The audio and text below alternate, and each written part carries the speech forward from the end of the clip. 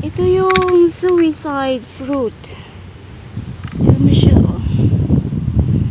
Suicide fruit kasi nakakalason siya. One of the top 10 poisonous fruit in the whole wide world. Ito yung sea mango pag tinatawag nila kasi kalimitan ay tumutubo ito sa dagat.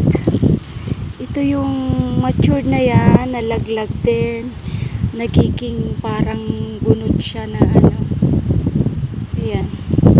Tapos meron siyang kulay pinkish parang ito, parang pink suicide fruit ang tawag nila dito kasi ginagawa nilang powder tapos pamatay nila.